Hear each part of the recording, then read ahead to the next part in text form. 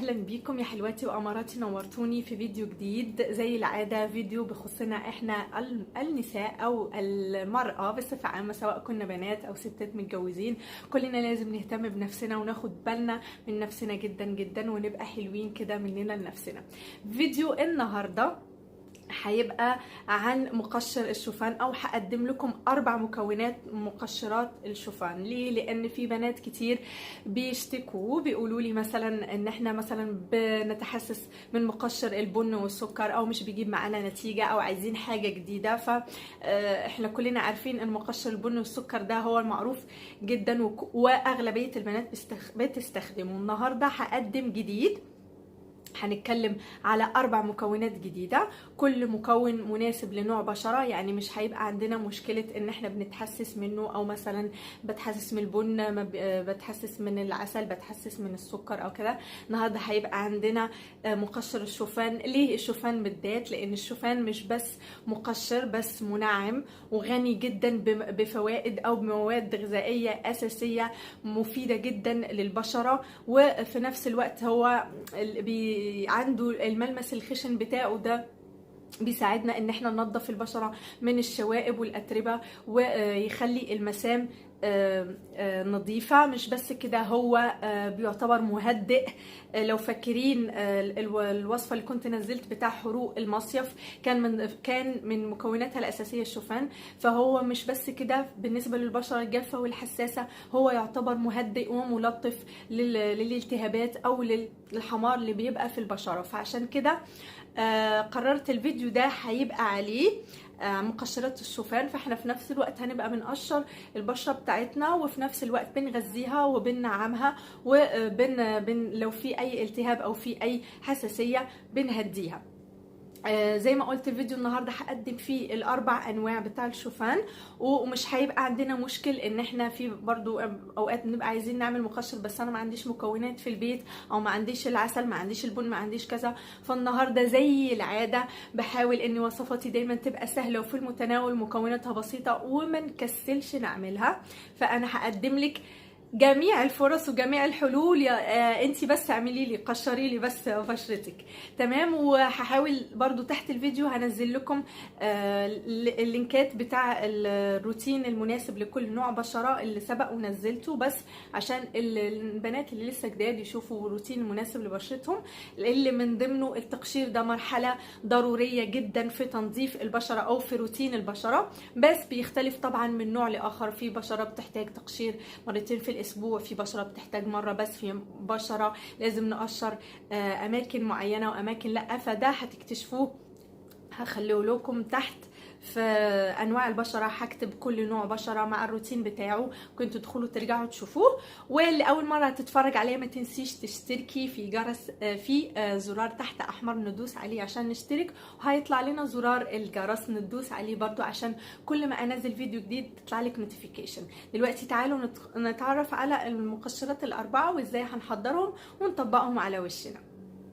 زي ما قلت لكم وانتم شايفين قدامي، هوريكم كذا نوع. فهبدأ من ابسط حاجة لاكتر حاجة فيها مكونات. تمام، هنبدأ باول حاجة. احنا مثلا ما عندناش حاجة في البيت غير الشوفان. تمام، اولا احنا هنا مستخدمين دقيق الشوفان. هتقولوا لي هنجيبه منين؟ لان في بنات كتير بيسألوني.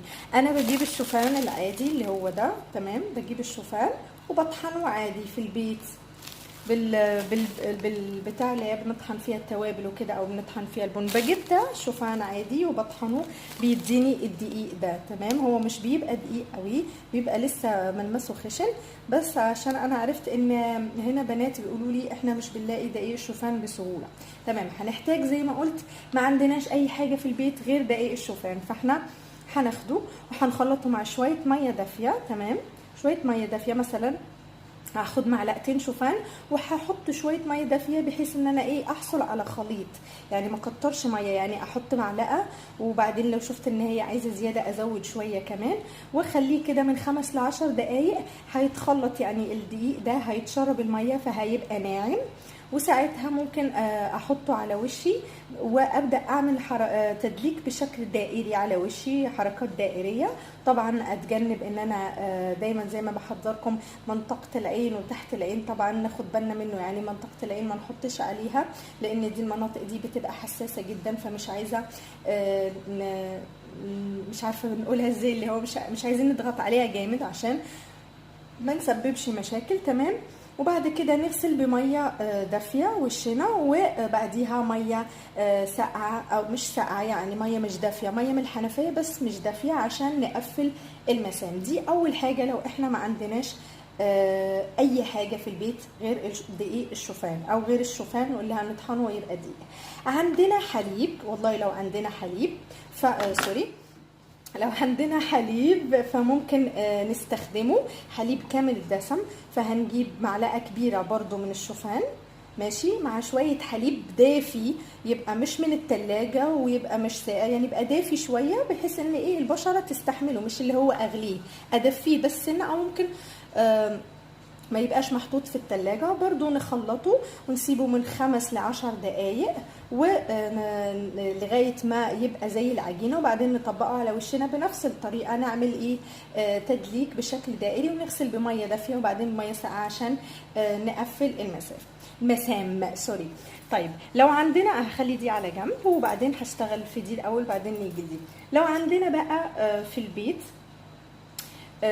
شوية عسل ماشي، لو عندنا شوية عسل وحليب وزيت زيتون، فهنعمل بقى ايه، هنجيب بقى هنعمل معلقتين صغيرتين من الحليب. تمام، هوريكم دلوقتي قدامي معلقتين صغيرتين من الحليب، طبعا زي ما قلت كامل الدسم. انا عندي هنا وليدي عندي معلقتين شوفان ومعلقة صغيرة عسل، معلقتين شوفان معلقه صغيره عسل، هزود عليهم معلقتين صغيرتين حليب. ده لو عندي شويه مكونات في البيت، وده بس هيبقى مش بس مقشر، هيبقى فيه تنعيم وتغذيه للبشره. زي ما احنا عارفين دايما الحليب والعسل من الحاجات المغذيه والمفيده جدا جدا جدا للبشره. انا ما خلطتش كل الحاجات لان انا اصلا هخلط نوعين، فعشان ايه بس ما خلطش الحاجه وتفضل عندي. طيب زي ما قلت هنا ايه، استخدمنا معلقتين حليب زي ما انتم شايفين ومعلقه عسل، وهنستخدم برضو معلقه زيت زيتون معلقه صغيره زيت زيتون. تمام، وحطيت عليهم معلقتين صغار شوفان او دقيق الشوفان. هنخلطهم بقى مع بعض، وبرضو زي ما قلت هنخليهم على جنب 5 دقايق لغايه ما الشوفان ده يتشرب الحاجات دي وبيبقى زي على شكل عجينه. وبرضو بنفس الطريقه بنطبقه على وشنا ونعمل بحركات دائريه، نعمل تدليك للبشره بحركات دائريه، وهيخلصنا بقى من الشوائب ومن كل حاجه. وبعدين هنرطب وننعم بشرتنا. ده هخليه على جنب 5 دقايق، وهوريكم رابع ماسك ده اللي انا هستخدمه. ليه هقول بقى ليه ده اللي انا هستخدمه؟ عشان في مكون انا عندي متوفر عندي، فمش هضيع عليا الفرصه ان انا استخدمه. ده بقى هنستخدم فيه زي ما انتم شايفين، حطيت فيه معلقتين من الدقيق الشوفان، وحاطه فيه معلقتين خيار مبشور. تمام، وحاطه فيه معلقه صغيره مش باينه معاكم هنا بس لو عملت كده هتبان زيت ارجان، هو دخل جوه فيهم.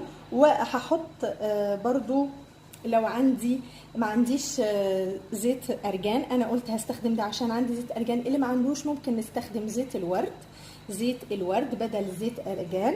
وهحط معلقه كبيره عسل. اوكي، هحط معلقه كبيره عسل وهسيبهم برضو كمان 5 دقايق، وبعدين اطبقه على وشي واتجنب زي ما قلت دايما عيني. وده مش بس هيقشر، هيلطف لي برضو لان هو فيه خيار، وفيه عارفين المقشر الخيار اللي هو بيتباع جاهز ده والبنات بيحبوه، ادينا احنا هنعمله في البيت ده. فهزود عليه انا معلقه كبيره حليب، وعندي اصلا زي ما قلت حطيت الاول زيت ارجان، واللي ما عندوش زيت ارجان ممكن يعمل بداله زيت الورد. اوكي، زيت الورد ده رابع نوع. راح اخلط كل الحاجات مع بعضها. ده انا هستخدمه، والتاني خلطته بس عشان ايه تشوفوا الكميات وتعرفوا المقادير. اهو هسيبه زي ما قلت على جنب 5 دقايق، وبعدين هطبقه على وشي. تمام كده. ايه حضرنا 2 زي ما قلنا. هنا استخدمنا شوفان وخيار مبشور، واستخدمنا زيت الارجان، واللي عندها زيت الورد تستخدمه بدل زيت الارجان اللي ما عندهاش زيت الارجان، ومعلقه كبيره حليب. هنا استخدمنا عسل وحليب وزيت زيتون وشوفان. عسل وحليب وزيت زيتون شوفان. قلنا لو ما عندناش حاجه من المكونات دي هنستخدم شوفان مع ميه دافيه او شوفان مع حليب دافي، بنطبقهم على الوش. بنعمل مساج بطريقه دائريه للوش، فرك بطريقه دائريه، وبعدين بنغسل بميه دافيه وميه ساقعه. دلوقتي تعرفنا على ال4 مكونات. محدش دلوقتي يقول لي ما ينفعش اعمل وما عنديش. انا ببسط لكم الامور اهو على قد ما اقدر. يا رب اكون افدتكم النهارده، ولاول مره اتفرجت عليا يا رب يكون يعجبك الفيديو. ما تنسيش تضغطي على الزرار الاحمر، تشتركي في القناه وتفعلي الجرس عشان يوصلك كل جديد، وما تنسوش اللايك والكومنتس والشير مع اصحابكم. تعالوا بقى ايه نطبق الماسك او نطبق المقشر على وشنا ونغسل. وزي ما قلت لكم تحت هخليكم اسمه ايه ده روتين المناسب لكل نوع بشره، عشان نعرف امتى لازم نقشر بشرتنا. وقبل ما اقفل لازم اقول حاجه مهمه. قبل ما نقشر بشرتنا طبعا مش لازم ابقى حاطه اي ميك اب او اي حاجه.